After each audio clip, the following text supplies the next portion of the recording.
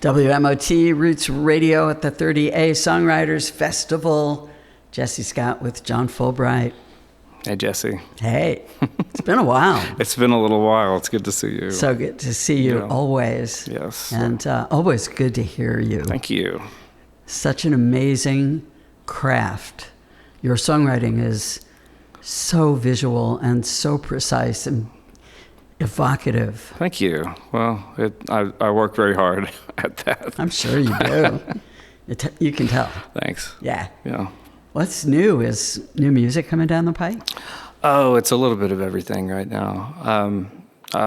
What's new with me is I've been living in Tulsa for more than a few years now. And I've been in the studio a lot, not just for my stuff, but just like recording for other folks, producing a couple of records, and playing a lot of keys for a lot of people. And then this year, I think I'm going to be going out with the Turnpike Troubadours and playing keys with them pretty much full time for about a year. So proud of them. Yeah, man, they're just great, and they're just getting better and better. And this last record they put out, I thought was their best one. But it's fun to play music with those guys on the scale that they do. It's like, bigger crowds than I've ever seen, because their fans are just rabid in a very good way. But it also gives me more time to work on my own stuff, because I'm not having to plan, where the band's going to eat and where the hotel is and where, all the stuff that drags you down on the road. There's a lot more downtime in between shows. So I'm hoping this next year will be a lot of songwriting and a lot of studio time, more so than the past few years. That's so cool. Yeah. Yeah, that Texas Red Dirt thing is exploding. It's huge. It is so great. Nuts. I know. Starting out as a little spark in Stillwater. Yeah. A long time ago, and now it's just blown up into this big thing. We should talk about that, because there were so many people that circled in the Stillwater days that have ascended. And recently, so great to see Ragweed get back together and do some huge shows. For sure. Yeah, Great Divide and Ragweed and those guys. And they're just really, what I really love about that community, that Red Dirt thing, is how they're super supportive of everybody coming up in a way that you don't really see anywhere else. I think it's the coolest part about that whole scene is, the young people that want to jump in, they say, come right on. They open the door wide open and let everybody in. And I definitely had a taste of that when I was learning how to play. I had guys like Tom Skinner, and I kind of got there on the tail end of Bob Childers, but Jimmy LaFave, I kind of feel like he's definitely part of that Stillwater world back in those days, and just how supportive everybody is to young up and comers. I think that's the best part. It's so great to have a community, and be part of it, and certainly Oklahoma. Music runs so deep through so many decades that, coming off the J.J. Cale, Leon Russell, Bob Wills. Yep. Before that, there's such a heritage there. And you being from Okemah, that's a whole other story, influence. Yeah, well, it's funny. I mean, being from Woody Guthrie's hometown, it's not really ever been known as a music town. It's just like a little Oklahoma town. But having Woody be, kind of the other famous musician person that came from there, I've definitely studied on him. And he's also kind of followed me around, it seems like, throughout my life in a funny way. And the older I get and the more that I understand what Woody stood for and stuff, I get prouder and prouder of him, and I feel more pride that we're both from the same little place, you know. But the Tulsa thing, though, with like the JJ and the Leon and all that, that goes so much deeper than I thought it did. Even growing up in Oklahoma, like I knew some of the big names, but living in that town and getting to know a lot of the old guard that was around in the 60s and 70s and 80s, and like it reminds me of Memphis. Tulsa does musically.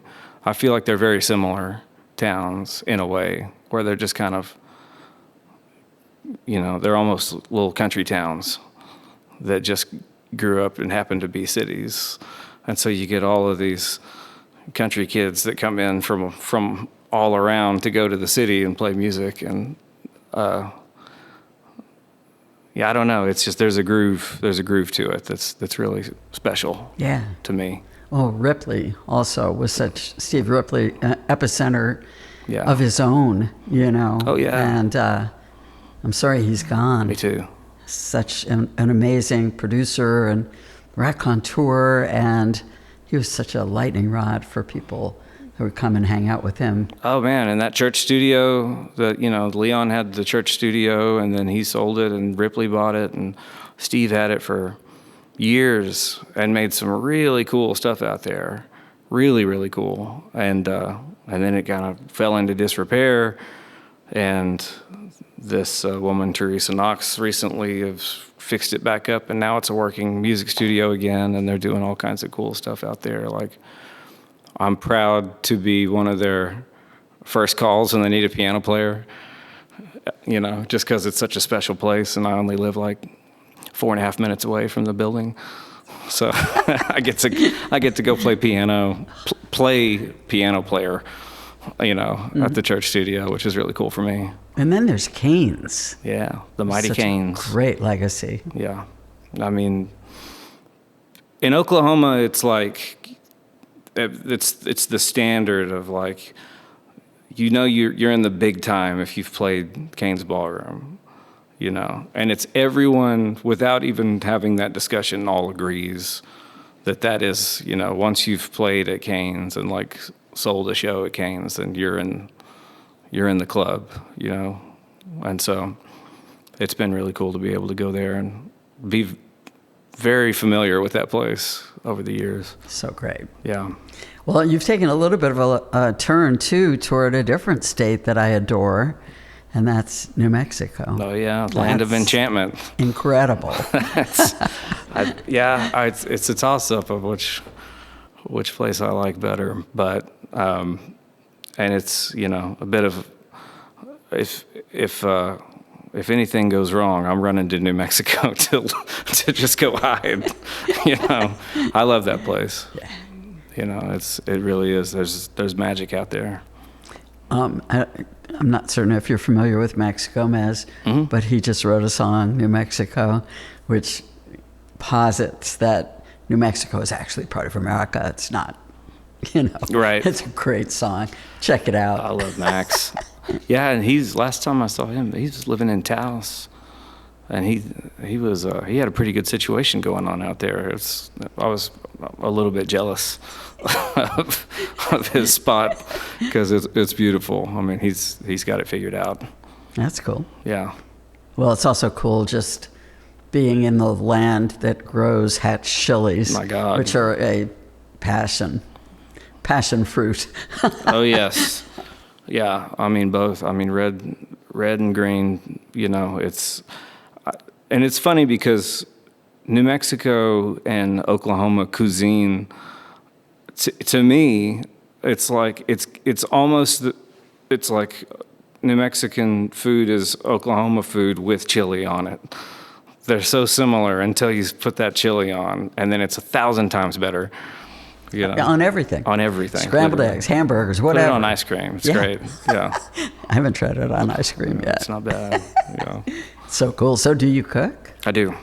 Yeah, that was one of the things. I lived by myself in Okima, you know, for so long, and really through those first 2 records I made, I was living by myself, and I just kind of forced myself to learn how to cook, just so I wouldn't be sad.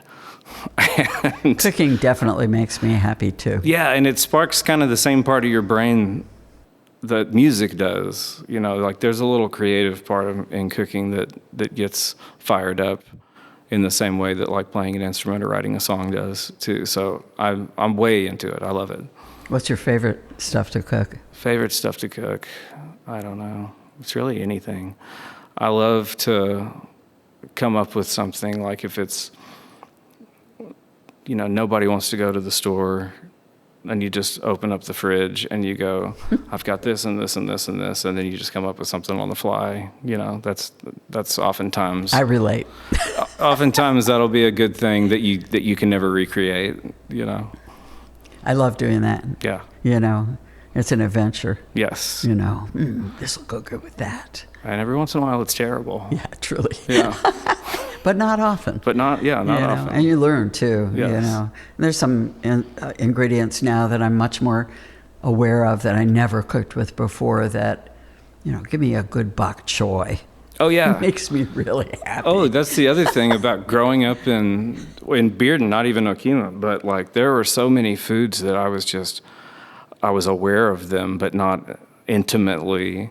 And, you know, I can recall being well into my 20s before I ate an artichoke, you know, stuff like that, where it's just like, I've heard of this. Alien. Yeah, it's an alien. I think Michael Fracasso fed me my first artichoke, actually. Great. But yeah, it's like, you know, there's a whole world out there that I'm still learning about just because I was so slow to catch up. When you were growing up, what music was around you? A big part of my musical kind of journey and influence, I feel like, was what was on the radio, which was country, you know, and classic rock. But there was, you know, Merle Haggard and Conway Twitty was a big one. But my mom's record collection was a big one because she just had this massive vinyl collection, and some of it she inherited from her brother, who was way into more of the kind of psychedelic rock stuff that she just kind of acquired. And so that's the stuff that I would gravitate to, is I would look through Mom's collection and find a Zappa record and put it on and say, 13th floor elevators. yeah, and say, why do you have this? And she'd say, I don't know. That's from my brother's, you know. But yeah, that record collection was big. And my grandmother was such a big country music fan. Her and my grandpa would go to Branson every year for their anniversary, and she liked to kind of stay in the know when it came to country music. But she bought the first CD player that I'd ever seen when I was like 8. And I remember looking at the CD, and it had rainbows all over it, and thinking, this is really weird, you know. But she would play, like I said, Conway Twitty was her number one favorite, but like Brooks and Dunn and Garth Brooks and Reba and like that kind of stuff. That I spent a lot of time with that little portable CD player with headphones on and just replaying stuff, and then going to a piano and trying to play what I heard. You know, that was a big influence. When did you write your first song? Good question.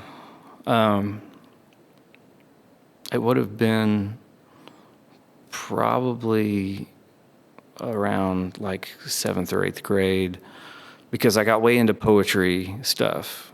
Just like the whole idea of brooding with a book by yourself. I was like, that was my, go to the library and get poetry books. And then I would play the piano. And so I'd read the poetry books and I'd play the piano. And those were my two worlds that never the twain should meet until I think maybe it was Mom's, like, it was a Bob Dylan Greatest Hits vinyl that I found and played, and he sounded like the poetry books and the music stuff. It just clicked one day of just like, what if you tried to mix these two together? And it seemed extremely difficult, and I was absolutely right about that. It is extremely difficult. To do it well. Well, just to do it. I mean, it's hard, you know, to do it the way that you want it to be done. It's hard to pick a target and hit it, you know. Practice. practice, write a lot of bad songs. Yeah, and see what works. Exactly. Too, being able to play them out and, have an audience respond or not is Yeah. such a great barometer all the time. Yeah.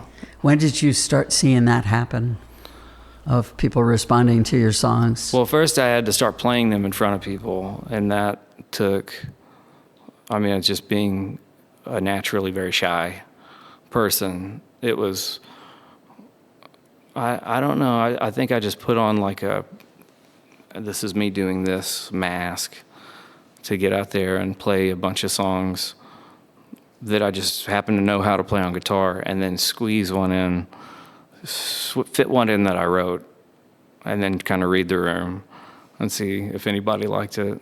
Wow, that's brave. Well, and then they did, and then so that was like, that really kept me at it.